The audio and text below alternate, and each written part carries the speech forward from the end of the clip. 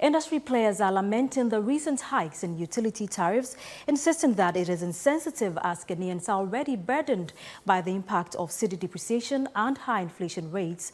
The PURC on May 31 announced an increase in water and electricity tariffs for the second quarter of 2024, effective July 1. However, the business community says the government should have absorbed the cost instead of passing it on to consumers.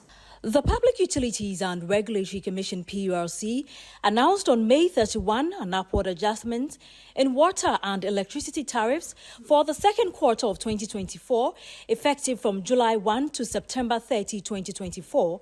According to the review, residential electricity consumers will witness an upward adjustment of 5.84% in rates, while lifeline consumers will observe a 3.45% increase.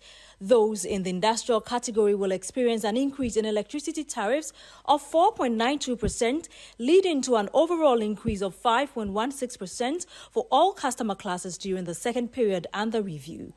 However, the business community has described the new tariff hikes as insensitive. John Awuni, the executive chairman of the Food and Beverages Association of Ghana, FABAC, stated that the government should have absorbed the cost instead of passing it on to consumers. They shouldn't have done it at this point in time, considering the rate of depreciation, and the government should have found a way of absorbing it rather than considering that prices are just going up. Right? We have in the price stabilization levy, and that could have been used to stabilize rather than just to everything is passed to the consumer, because every day your income is depreciated against the foreign currency. So if your salary could get you $100, now it cannot get you $100. The government have to be sensitive and then know that some of these things they must find a way rather than just allowing the agencies and then just passing everything to the consumer. It's unfortunate, because the electricity tariffs are already high. Generally, the economy is controlled largely by the food and beverage sector. And you realize that the food inflation is going up. Prices of foodstuff are already going up. So if you come out with such an increase again, definitely you are driving prices beyond the roof. Mark Bedu, the CEO of Ghana National Chamber of Commerce and Industry, lamented that this would further worsen the plight of businesses. This is obviously not a good news for businesses in Ghana. Already at the moment, businesses in Ghana are suffering from the rapid depreciation of the local currency, the high cost of borrowing, high inflation, among others.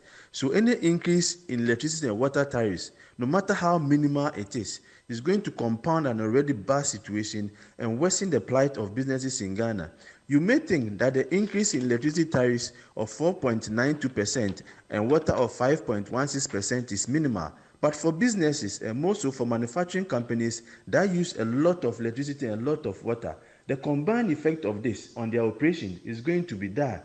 Obviously, this increment is going to increase the cost of production for businesses in Ghana, and businesses will have no option than to transfer part of this cost to consumers in the form of a higher prices. So consumers should pay themselves out for higher prices whenever they go to the market.